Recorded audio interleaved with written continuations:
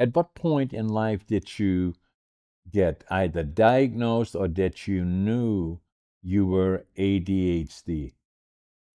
I took the testing in college, my third year of college. So that was 95, 96. I don't remember her telling me you have ADHD. I remember her describing my difficulties in learning years years later. So this was probably now 2020, 2021. I went to my doctor to find out, like, I can't concentrate on anything. I can't, like, I'm like a squirrel when it comes to all the things. And so she started asking me these questions, and I was like, yes, all the time. Oh, yes. Even just ask my kids, like all the, and she said, well, you needed like this score to be positive for ADHD, and you're like this score. And I'm like hugely, this big jump in numbers. And I thought, okay, well, that sounds about right. So, yeah, it was probably 2020 was when I was finally diagnosed with ADHD. I knew that there was something not right in the way that I process things because it's so different from my kids, my husband. And so having that, I don't want to call it diagnosis, but it was kind of my superpower. It was kind of my thing that kept me going all the time, whether it was scattered going, I was still going. And so it's nice to know that that's what it is and to be able to understand it a little bit better.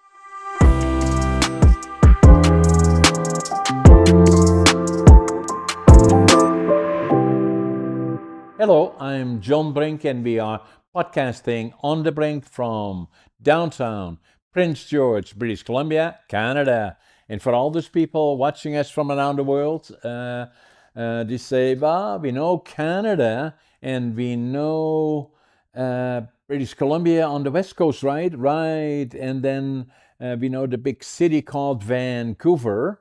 And where are we? We are 500 miles or 800 kilometers north of Vancouver. And Prince George, about 80,000 people around us, 50 miles around us, 100 lakes, and lots of friends in the nature here. Black bears, grizzly bears, caribou, deer, foxes, wolves, you name it, we got them all here, and we call it paradise.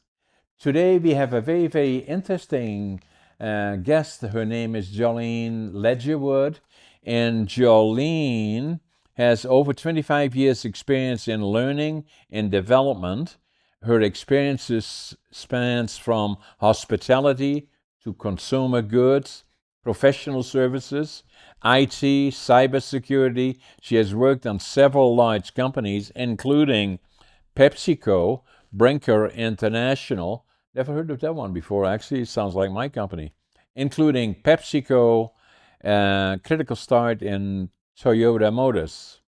And she also has found Lakewood Serious Play, and somehow she found that, and she was drawn into that name, and I'm not familiar with that either, so we'll talk about that a lot. And so, Jolene, welcome to the show. Thank you so much. It's such a pleasure to be here, even though being around Prince George sounds pretty nice too. Yeah, it is. So Jolene, tell us about your past and where you're from originally, and your background, your education, and how did you go to, in particular, to get into learning, development, communication skills, and all the like, and then in particular Lego Serious Play and the history behind that, and what are you doing there? So maybe start with where you're from originally.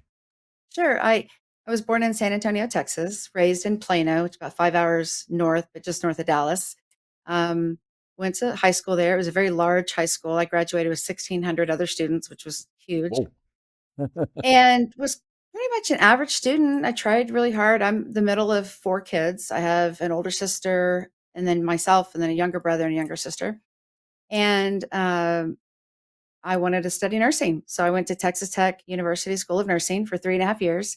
And as you've described in my resume, that's not at all what I'm doing today. No. In my third year of nursing, the dean of students noticed that I was struggling in school and barely passing my classes. I was bombing all the tests, but my practicums, my papers, any other work that wasn't test related, I was acing. And that kept me afloat in school for those 3 years. So she sent me to be tested by an educational psychologist. And they came back as I have a rare learning disability. It's hard for me to retain information unless I use it every single day. Also ADHD. Oh my God. Um, Right. And at the time, I'm 50. So at the time, that wasn't a thing that they looked at, that they worried about. They just, if you weren't doing well in school, it was because you didn't study enough or weren't doing the right things or whatever that was. And that was a really heavy thing to get my third year of nursing school. And as much as I wanted to finish nursing school, there's some pretty big tests you have to take to get out of nursing school. And work at the time in the restaurant industry was going really well.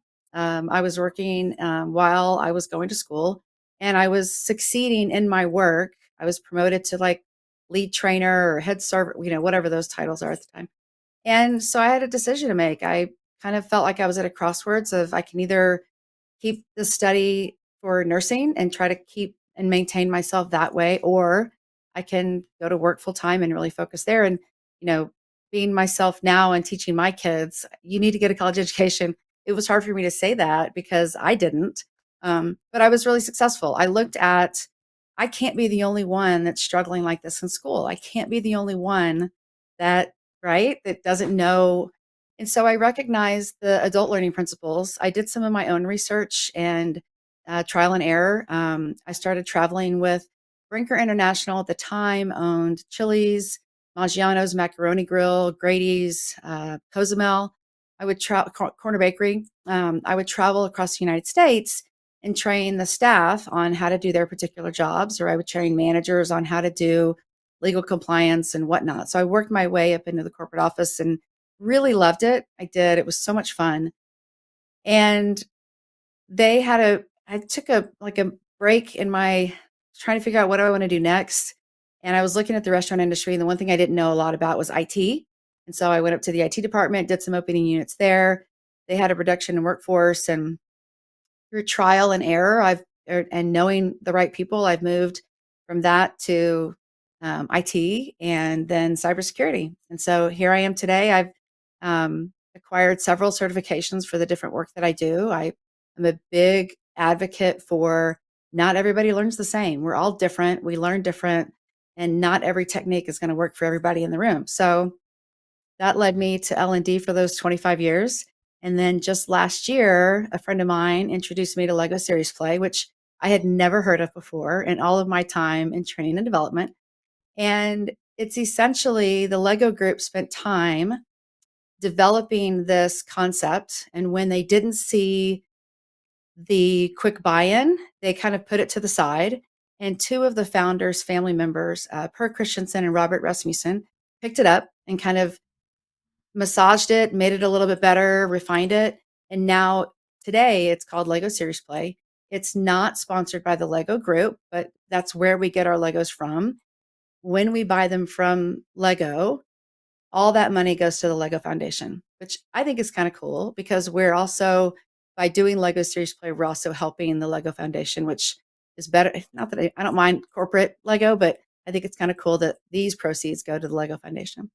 So that's kind of where I am today, talking about play in the workplace.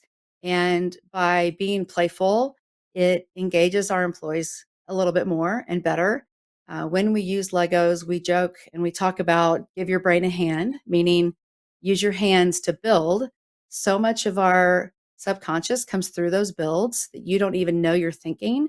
And it allows everybody at the table to be equal in the voices being heard and models that are shared. It's just a phenomenal way to break up the monotony of the corporate room setting of strategic sessions and let's play. Let's have a little bit of fun while we're doing it. And yes, it's still work because we're accomplishing tasks and we're building to understand each other more. It's also just a nice break in the boring corporate boardroom setup where everybody just sits around the room and maybe if you're lucky, they'll bring cookies in. But even then, everyone's just bored and hanging out. Very interesting. So if I kind of look back, you indicated IT. Just for our guests watching us from around the world, is IT refers to what? Information technology. So, So and computers. yeah, go ahead. No, I was just going to say it was just the computer part of the business. Again, this was a while back, so that's when we would have to travel to the new restaurants to program all the computers and the point of sale systems to work exactly.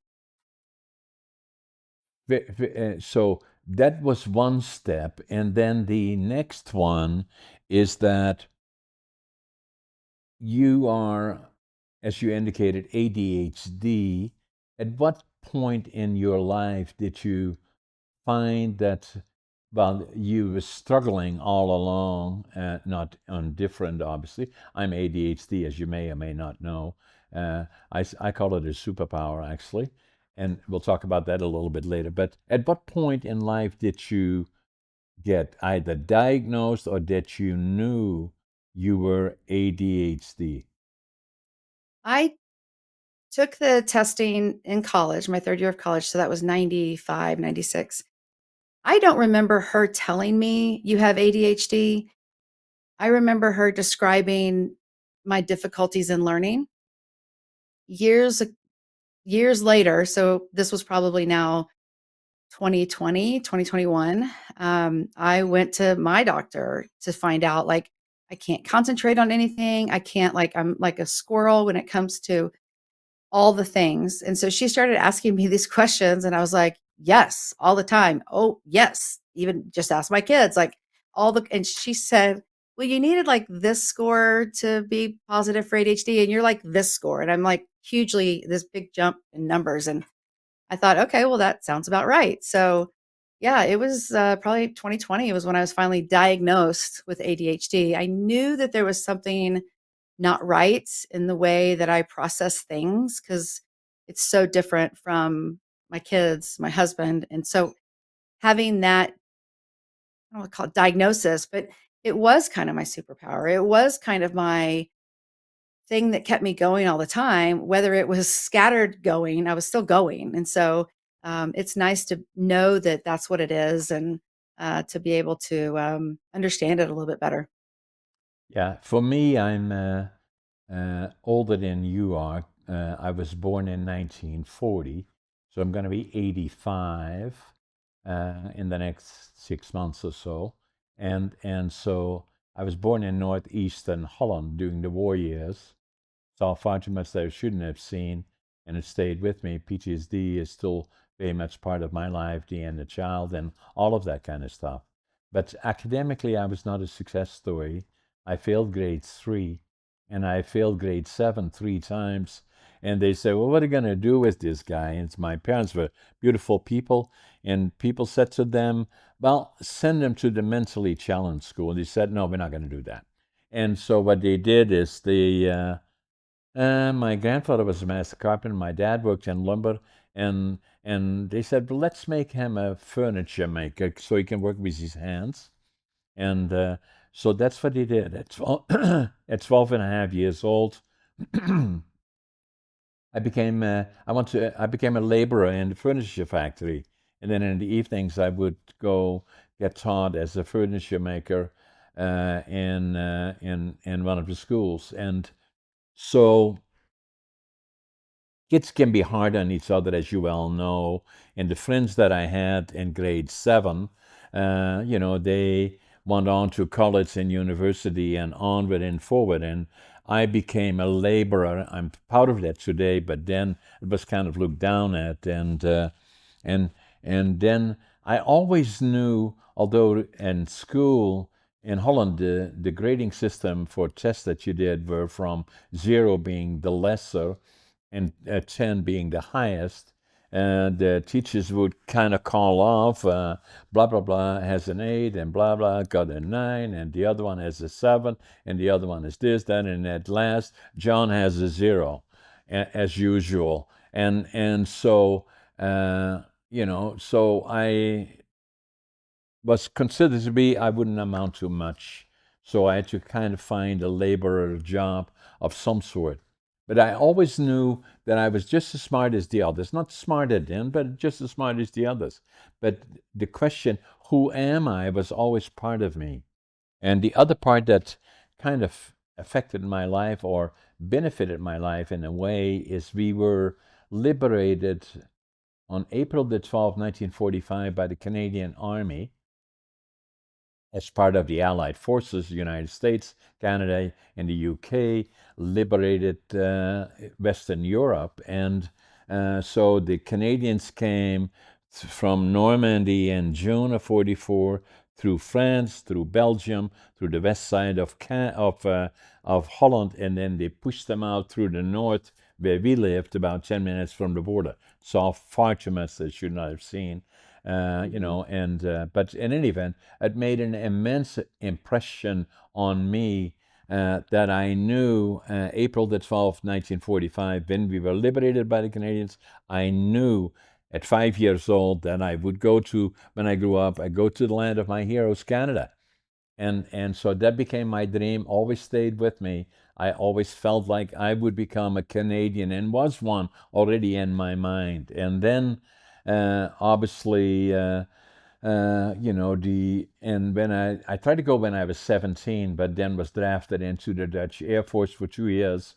And then after, when I was 24, I left Holland.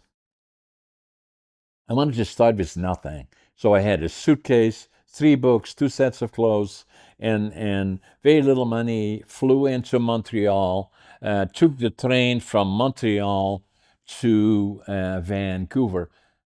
4 days, 5 nights. My God, that is a long way.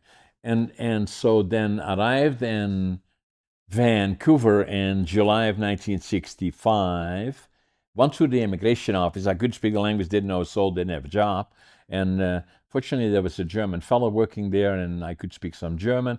I told him I wanted to build a lumber mill. And so that was my second dream. So the first one was to go to Canada. Second dream was to build a lumber mill. And obviously in British Columbia, that's where all the trees are. And so he said to me, go to Prince George, 500 miles north. So I took the bus, Greyhound bus. I can still see the station here, about where it used to be, about 2 blocks away, and came off the bus here with my suitcase, 3 books, 2 sets of clothes, and I counted my money at least 3 times. I had $25.47. But I did have attitude. I'm always positive, even in my own little world, no matter what other people said. And then passion. Whatever I did, I gave it 125%. And work ethic. And I always, even now, still at pretty much 85 years old, I still get up at 5:30 in the morning. I always make my bed, and I always think I'm late. And so yes, I did build my own mill and did a lot of other things. But the other part that changed my life after I was already here for 32 years in 1997, already had a number of companies, and everybody said, "Oh, you're so successful," and blah blah blah. I didn't feel that way. I still felt I had failed, and who am I was still very much part of me. And so so that was still in 1997. So I was already 57 years old at that point. I walked into a bookstore here, picked up a book. I got the book right here. I'll show it to you in a second. This is the actual book. Nearly wore it out. And the title of the book was Driven to Distraction, written by Dr. Halliwell, who is a professor, a doctorate, is a specialist in ADHD, has dyslexia, is ADHD, has written 18 books, is recognized globally for his views on and writing and his views on ADHD. When I saw the book, I started looking at it and I said to myself, oh my God, that's me. And so I wrote in it, this is the book. I wrote in it January of 1997. Now I finally know who I am. But I wrote it in Dutch because the stigma attached to ADHD was still looked at as a disability, and and for me, still building companies and doing all that kind of stuff, I couldn't go to the bank and say, well, here's my proposal. I want to do this, that, and the other things, and oh, by the way, I'm ADHD, and they would say, have a nice day, right? So, so that's kind of what happened to me, and then when I got that book, it took me still 5 years till I was 62 before I went to my doc, who was a personal friend, delivered our two daughters, and he said, "Hey, John, why are you here?" I said, "I think I got ADHD." And so we checked it out, and yes, I do. The story is, Jolene, and the unfortunate part, in a way, not in my case, but looking at it from a general perspective, is that it took me from the time I was 12 and a half for the third time failing grade 7 and being considered as being mentally not altogether dumb and not able to learn, and all the other negative inclinations that were made. But I didn't feel that way myself. But then, that being said, it took me 50 years till the time I was 62 that I was diagnosed. So that changed my life. I was already successful, had the lumber company and a number of other companies, and now it's not about me and my success, but what I did from that point forward. And who am I became a question that I then knew because of this book. Now, you're my podcast number 418, where I'm the host, and I've done probably guesting about 200 or so. But my podcast number 203 is with Dr. Halliwell. And for the people watching us, on the Brink 203 is the interview with Dr. Halliwell. And so, but what's interesting about it is that, talking about ADHD, and by reading this and searching on the Google and other interviews, things, I came to the conclusion, the more I saw about it, the more I thought that the frequency of occurrence much higher than I initially thought, and indications where others did as well, maybe 8 to 10%. I believe it was much higher than that. So when I had my discussion with Dr. Halliwell, I suggested to him, and he is the expert, but I lived it, that I believe that probably 20% of the population, male and female, although females will portray it differently than males. And I'm not a doc or qualified, but that's an observation I had made, is that he suggested to me, no, John, it probably is more than 25%. And I agree with them. The other part that I found is, with all the things that I've been involved in, all the boardrooms that I've been part of, and all the companies that I've been involved, met a lot of very successful people. I came to the conclusion, and I suggested to Dr. Halliwell, that of the successful entrepreneurs, business people, and other people very, very successful in whatever area they pursued, that I believe that 50% of them are ADHD. He said, no, John, 75%. I agree with him. And so, so that's kind of, from that point forward, a lot of things changed in my life late, and I became much more active in terms of becoming, my first book that I wrote is this one, Against All Odds. And, so a lot of people said to me, hey, John, you've done so many things, you should write a book. Writing books is not easy. And so this one took me 80 years to live it, 20 years to think about it, start, stop, start, and then 2 years to write it. The second one that I wrote is a book that I feel very, very strongly about, is ADHD Unlocked. Has been very, very popular, at least my observations of the challenges that go along with it. And then another book that I did as well, I've done 4 now, and the 5th one is coming out. Is the one behind me about communication skills that's coming out in July. The one before that is uh, about fitness and health, and that again is age is just a number. Quality of life is critical, and to me, that part has been always very, very important. So that's a picture of me. I'm very active in physical fitness and diet and a number of other things. And I wrote a book about it, Living Young, Dying Old, and very popular actually as well. So and then so that's kind of what happened, and so that's kind of my story in a way.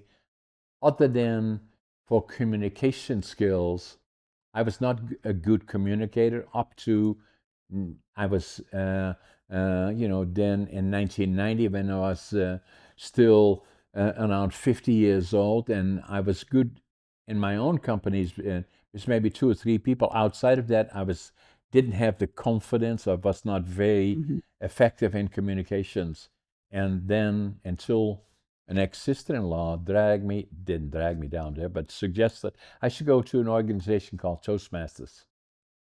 I did that, and it's all about developing communication skills. So she said, "Go with me to it." I said, "Is anybody going to ask me any question? Because if they are, I'm not going." She said, "No, you just sit on the sideline, you look." And then I did that, and halfway through the meeting, somebody said, "Hey, John, tell us all about you." I said, "Oh my God, I'll never go back here." But I did.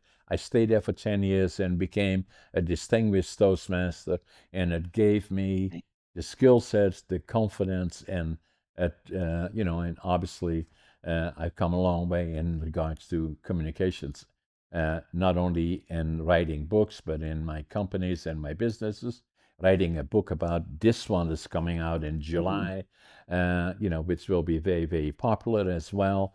But it changed everything for me, and including podcasting, which is the new media that is being watched globally. Can you imagine, Jolene, not for the benefit of bragging about it, but just being an observation, started about 5, 6 years ago, uh, different forms of podcasting, mainly doing it locally and regional, then uh, hooking up with Podmatch that allowed us to go global and find individuals. And then today we are approaching 1 million subscribers on YouTube, which likely means that up to 2 million or 2.5 million people around the globe are watching our podcast.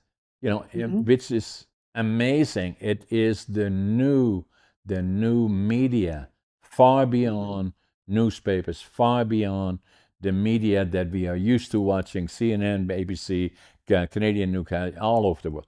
But this, in my opinion, is the new platform. I agree. Talk about perseverance. Think about all the things you've overcome, right? Despite the ADHD, despite all the other things, you just kept going. I say not in spite of, but because of. And Thank that's you. how I believe about ADHD. I say it's a superpower, and normally I don't. I include it into podcasting here and there. I do podcasting on all kinds of topics, as you know. But you're such a unique individual. I did not know you were. I'm not surprised. ADHD, and so it makes our podcast so unique. Your success is not in spite of it, but also, in my opinion, because of it. But once you diagnosed it already, you knew early about it. In my case, it took 50 years. And so because of that, there are so many individuals around the world. I believe that the percentage is probably close to 30% of individuals, both male, female, different between females and males. And I believe it is very, very important for me, wherever the opportunity presents itself, to say it is a superpower, or it can be. Do not believe that it is a liability. And that from there on in, understand it, and then allow it to become the engine that drives you forward, although you're different, but uniquely different, that gives you opportunities that others don't have. I look back at myself. I always was good at numbers, even in grade 3. And Mhm. amazingly, because I'm ADHD and have dyslexia, I was not a good reader, but I was a very good writer. And I was always that. And it was not until all these things fell into place because of Mhm. this, it took 50 years. And I would like to be able, I did well in spite of it, in my case, because of it, as many are, and likely you as well, that I can share with others that are struggling with it. It does not have to be that way. And see the example of others accept Mm. being different. And for me, it took me so long till well into my 60s that who am I started to realize uniquely different, not better than anybody, but accepted the things that had been the struggle to be a benefit to me in the long term. It's an incredible story. So let's talk about you as well, and in particular, but I had never heard about. I heard about Lego. Legos. Mhm. Came out of Denmark, I believe, initially. I It don't did. know. Mhm. Did it? Okay. Villa. Yes, sir. Yeah. And so Lego Serious Play, and I never really heard of it, but the elements of it I like. It directly relates to communication skills, because success, all success, wherever that may be, in relationships, in your job, and all these other kind of things, is, in my opinion, the least taught in all the lower schools, and all the way through colleges, universities, and onward. That is not structured learning, other than through coincidence, in my case, where somebody dragged me out to a Toastmasters meeting that changed my life. And I write the book about it. That is my 5th book, and so and it's about communication skills and the importance of it, but it's the least taught and structured in terms of and the some of the elements that you told me. Correct me if I am wrong. Lego, serious play puts more structure around it, just like meetings that I'm in a lot of cases part of, have been part of it over a number of years. I always find it amazing how little structure there is in meeting structures of larger companies, where I was taught through Toastmasters and other things to use Robert's rules to give structure to how do you create effects. Is legal serious play something like that? It's not. I'm familiar with Robert's Rule of Order from being in the Senate and the student Senate in high school. So we followed the same procedures. Right. Lego Serious Play is not. It's really another way to allow people to think and communicate with each other. Sometimes the words just don't come right to us for one reason or Right. another. Right. So we're building models with specific kits. We're building models of what does my ideal CEO look like, or what does my dream job look like. We build those, and again, it depends on the purpose of the meeting. We ask questions, and it is a very structured meeting. So I will tell you that it is very structured in the introduction of the bricks. You do a innocuous build of one thing, and we talk about it just to get familiarity. Any facilitator can pose the question, allow the participants to build, and it's normally a reduced amount of time. and it's considered free building. They can build whatever they want to build, whatever comes to mind. We tell them to put it in the bricks.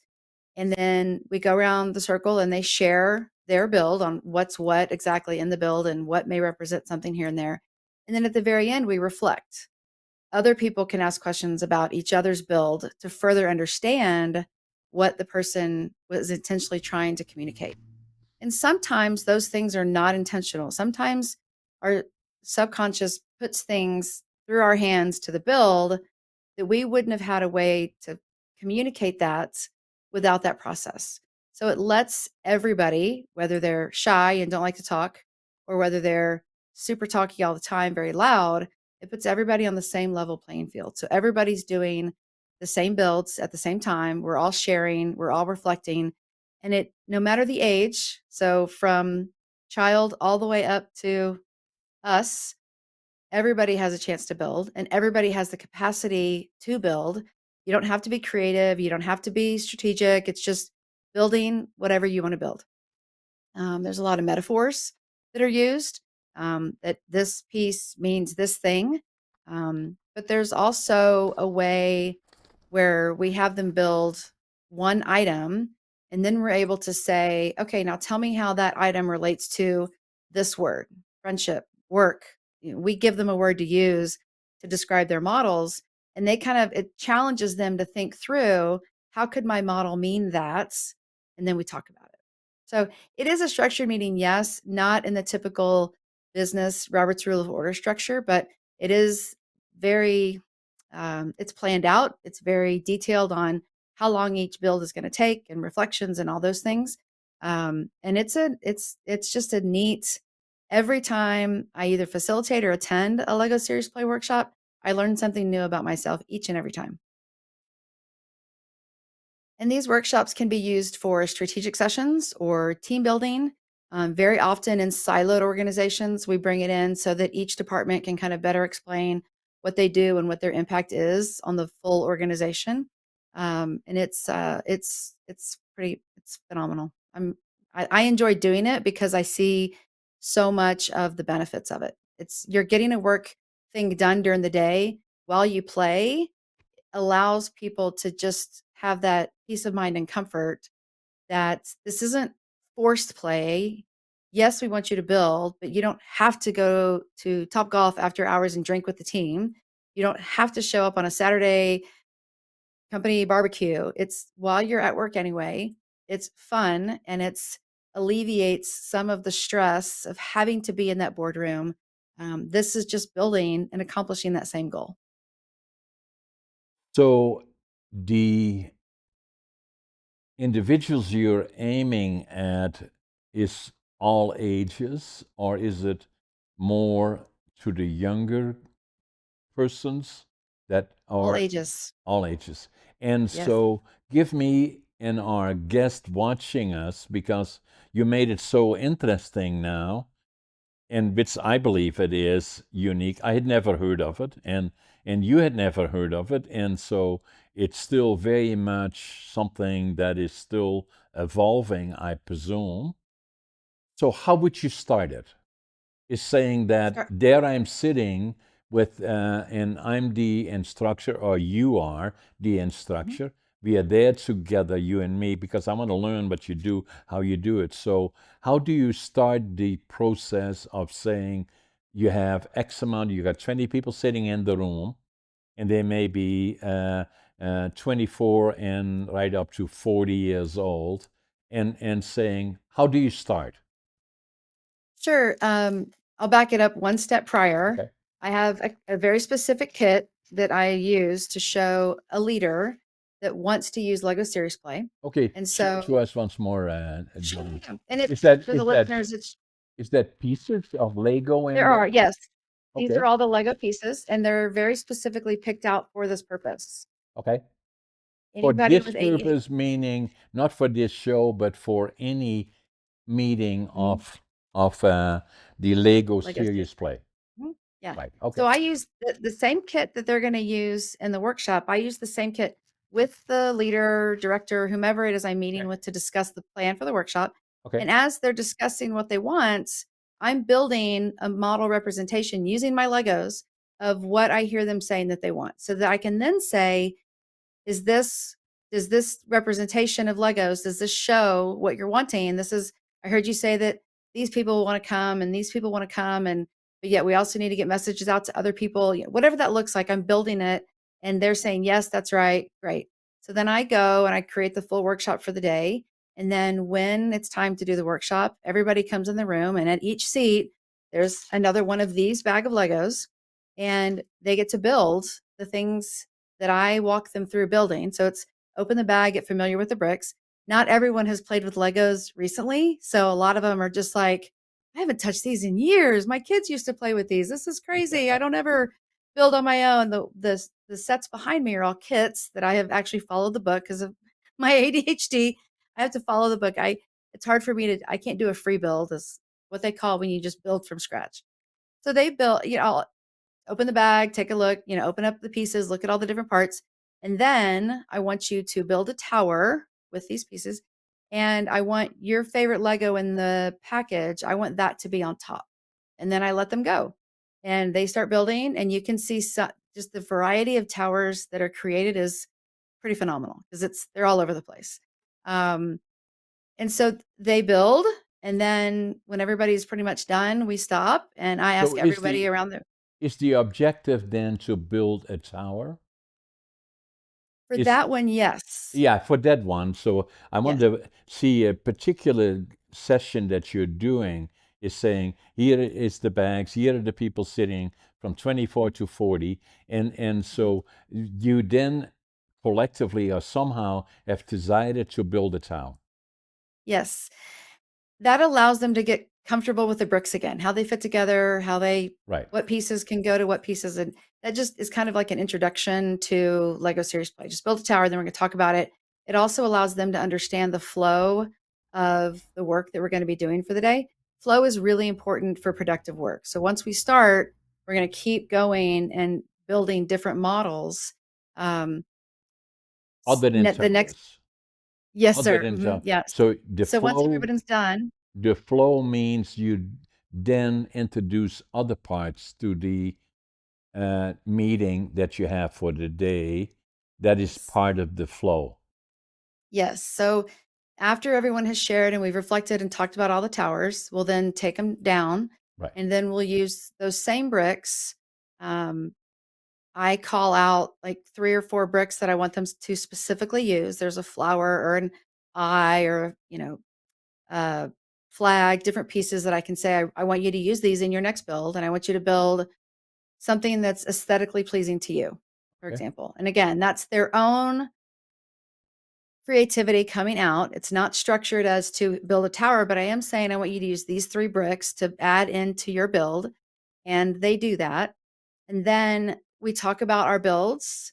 And then So that's when I can either, talk about our build means that, uh-huh, hey, John, I'm there as sitting there with my uh-huh, 3 little pieces building yes, the next dream. So now, and then we talk about it. You say, so talk about, you say, correct me if I'm wrong, you're asking me, why did I do what I did and how did I do it and what is on my mind while I'm doing that and what it looks like to me, what does it look like to everybody else, and stimulate interaction at that point? it's a little less, it's more of, hey, John, tell me about your build. And Okay. so you can then walk through why you used what pieces. Right. And then when you're done, as a facilitator, I can either ask, I see that you used red as your base. Did that signify anything? And you can say, well, yeah, I kind of wanted us to stop and then get started. Or you can say, nope.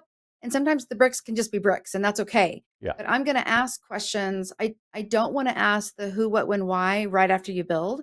No, I no. want you to explain your build so that I can understand it. And then I can ask questions about, I see you used the 2 green flags at the top. Was there significance in that? And as you learn, the more times that we go through and describe our builds, the more descriptive you become in explaining your build. So the next build that we do, you'll be more aware of what was put in that build. And as you explain it, you can say, and one of the great things about Lego Serious Play is it's not John, I see you did this. I said, John, I see that in your build you have this. So it's not as personal. There's a little bit of a disconnect, not so confrontational. It's just, let's talk about your build. What does that mean to you? And it's a great way for people to put their thoughts into pieces. And until they feel safe in that environment explaining more about that, they may be more hesitant to say, oh, well, I wanted us to start from scratch, meaning the red, and then build up from there. So there's a little bit more of a dialogue with what did you build? What does that look like, etc. So Yeah. would the objective then be, Jolene, that we do one course, if that's what you call it, with Lego Serious Play is one day, or is it several days, or can it be a mixture? Some people only, for the purpose of getting the best results from it, only need one day, or they do several days. It depends on the goal and the time that they have. I personally believe that 2 days is really, you're really able to dive deep into some things. Because if we just do like a half day session, so 4 hours, you'll basically be able to get maybe 4 or 5 builds in, depending on how many people are there. When you go to the second day, I have an even bigger kit of Legos that people can use to then create connections. So, say, for example, we're doing a workshop on siloed organizations, and every department there has their own builds, and there may be two from marketing, two from sales, whatever. They may have merged their builds to include the commonalities. And then we take those builds and put them together in the business sense and how they react and are connected to each other.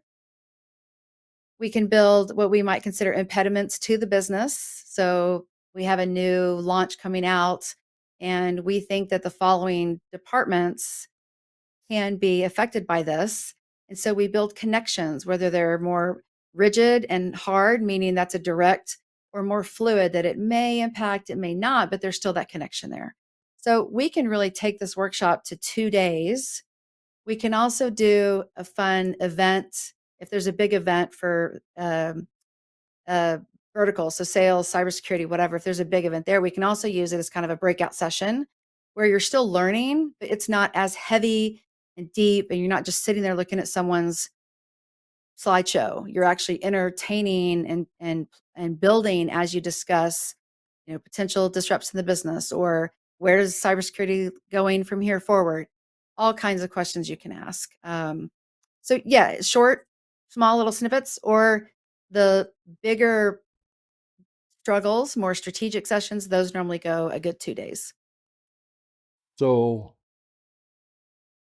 what is the objective that after I have done 2 days of it with the different Lego pouches, if you wish, what if you felt, you as one of the founders, if you found, if you want to see your interpretation of success with somebody that finishes 2 days, what will they have learned or acquired, or what will they say later?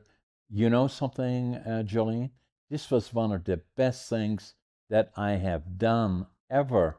I didn't think initially that I did. I didn't even know about it, but as a result of this and that and the other thing have happened to me. What is it? Yes. So one quick correction. I did not create or start Lego Series Play, right? That was years ago. I became You an advocate. found it, right? So that's what I'm saying. Oh, thank you. I appreciate that. Yeah, That was my yeah, confusion. yeah. When I was first certified, I heard that there were 15,000 facilitators around the world, and only 100 of those were in the United States. And I was like, how is that? Like, it is so big over England, Germany, Vietnam. Like, it's huge over there. So, to answer your question, yes, after the 2 day workshop, normally what we get from leaders is, I had no idea that that's how so and so felt about the organization. I had no idea that they had so many great ideas of what we could do moving forward. I really thought so and so would have told us this, and they actually told us something completely different than what we were expecting. Or we got some really good answers to a problem that we kind of thought might be an issue, but in having them build and seeing what they build, we see that it is a really big issue and we need to address it. And if they're open to it during the workshop, we'll start to address some of those issues if they're open to that. If not, it's all documented. I create a report that shows, what happened during the workshop, and they are in the workshop building with us. So they're seeing everything that their team is putting together. It's always a very positive response. It's always, I'm so glad we did this. I can't believe we waited so long to do this. This is exactly what the team needed. I love that we're able to be playful and still get work things accomplished. They're always very positive responses. And again, it's a lot of, I didn't know that that person thought that, even from individuals saying, in that build, you asked me about that thing.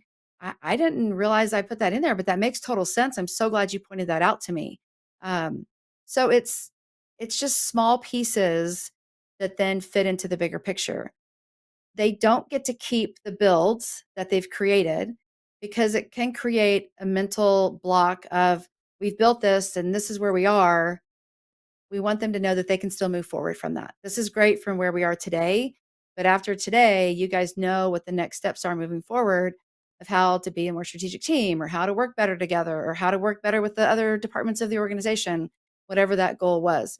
Um, it's uh, it's fun to hear their responses and it's fun to hear their reactions to, wow, I didn't even know that you thought that. I wish I had known because I would have done XYZ instead. And just the interaction with each other and with the leaders is always just so open, and appreciative of that opportunity to build something that they didn't even know they were thinking. Now, if you think about finding clients, then you know that if you're referring to a team, say I have an organization where there are, say, hypothetically speaking, 15 people in management, then that be ideal for saying we want to unlock who are these individuals and what didn't I know about the individuals before we started to where we ended up at the end. And that's a positive going forward for better understanding other people you work with in a team, or and probably more so, and it could also be individuals that become part of an existing team where they don't even know each other but already have made perceptions, as we do a lot of times, who are these individuals. And then after you go through day one, potentially day two, your observation of the individuals initially was totally ended up to be totally different from what you thought initially, including yourself. So, absolutely. Yes. They learn a lot about each other and themselves in the way they work, in the way they communicate, in the way maybe their personal life starts to come through a little bit if they're open to that. It really lets everybody see who we are, what we're thinking, and may have had trouble expressing in the past. It lets that subconscious flow through. We say, give your brain a hand. And when you work with your hands, you're unlocking 80% more of your brain power, which is incredible if you think about it. Just sitting around a conference room table trying to think, a lot of people don't think that way. They just don't. They're either ADHD or have some type of other superpower that keeps them from contributing to that type of work situation. Sitting in the boardroom can be intimidating for some people. So they might just clock out and not want to participate at all. When you bring it down to a play level, it invites everybody to have a seat at the table. Everybody has a voice. And again, I said it earlier, people will say they're not creative, they can still build.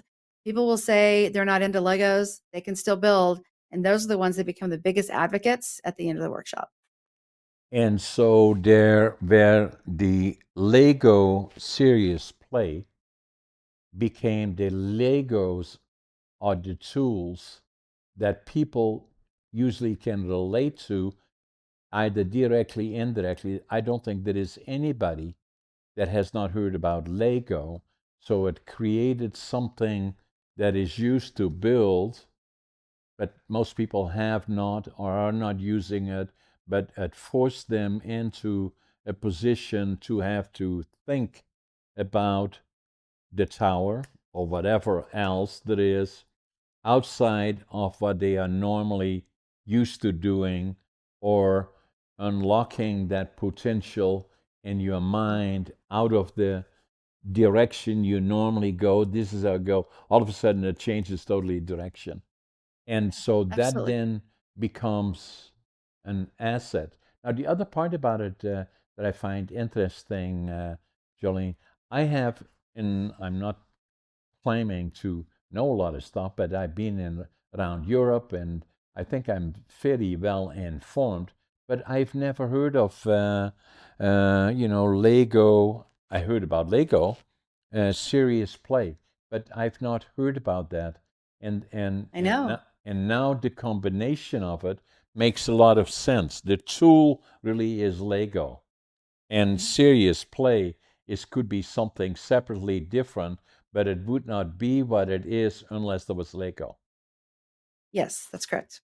And we're using the Lego bricks to build our thoughts, answers to questions, ideas, whatever that looks like. The Legos are the medium in which we work to solve potentially complex problems. And it's, I mean, if you were, sadly, I can send you a package to Canada. It takes a really long time, but I'm more than happy to send it to you so that you can see the package and try to build just inviting play of any kind into our workplace and into our work is so helpful for our brains, especially those of us with ADHD or ADD. It allows us a chance to play while working, while sitting at our desk. It allows that distraction or that brain distraction to find an outlet to build and to create. And I all my coaching clients get this package of Legos, whether they're individual or a team. And in our sessions, I'll ask questions of, build me what your ideal job looks like. And they'll do that. And some of the creations are so different from what their job title search is when they're looking for a new job. So it's an understanding and um, just a way to have that outlet to let some of those things flow through our hands and build and talk about it. It's yeah, it's fun. It's challenging, and it's hard work, but it's also hard play. We call it hard play. So the question is, how do they get a hold of you, and how do they find out more? Just before this started, actually, I was quickly going through my Google and put in Lego Serious Play, Uh-huh. and but didn't spend a whole lot of time looking at it. But other than the what I saw there, it is already been around for a long time, mainly in Asia, mainly in Europe, but not so much in North America. Why? That's a great question, John. I would love the answer to that one. I can only guess that it's just been. I believe Americans, North Americans, are very. At least I'll just say Americans. I don't know a whole lot about Canada. Y'all seem way more fun than Well, we are. be close to being the same. Right. Yeah, So we have a king, and okay, as yes. the head of our community, and you have a fellow by the name of, what's his name now? Don. Mm, Anyway, yeah. somebody like that. Yeah. Yeah. Mm-mm. Okay. I see our workplace as being more black and white. This Yeah. is the way we do work, and this is how you have to get things done. And Right. whereas over on the other side of the world, they are more play and more quality of life and more vacations. And Right. they just enjoy life more because they don't put that extra emphasis on work, right? Exactly. We're the dumb heads that make it so black and white. And I'm sure if whatever I've reached out to several other facilitators here that are doing a phenomenal job and getting it integrated in their work, et cetera. But my guess is that as soon as somebody sees Lego, they're like, we don't need to play at work. Like, that's ridiculous. What do we, no. And a lot of people see Lego as just the kits with the books and the bricks. And yes, those are also Lego, but Lego Series Play is just an educational way of understanding our work and understanding what we do a little bit better. So I am working really hard to get Lego Series Play broadcasted to the US. So we have a lot of guests watching us from the US. Give us information. How do they get in touch with you? How can they see more, hear more about it? You know, and at the same time, while we ending our show here close to that, is that for all the people that are watching us, another very interesting podcast for our guests watching us from around the world with Jolynn Ledgerwood, is that if you like what we are doing, subscribe to our podcast, share it with others, like it, comment on it. And Jolynn, just let us know, give us your website and contacts before we end. Absolutely. Thank you, John. The website, my company is elevateyourtalent.co. And on there, you can connect with me. You can find me on LinkedIn, Jolynn Ledgerwood, and that's Jollynn. And yeah, I'd love to talk to you about what Lego Series Play is. First couple of people I told about it, they're like, "How do I get certified?" So I know that there's value there. I'd love to bring it to your organization or maybe an event that you might be having. We could do a breakout session, and it's fun stuff. So just reach out. I'd love to connect. John, it's been such a pleasure being on your show. You have such an amazing story, and listening to your other podcasts, kept me occupied for a little bit this morning. So I really appreciate it. I like it, Jolene. Thank you very much again.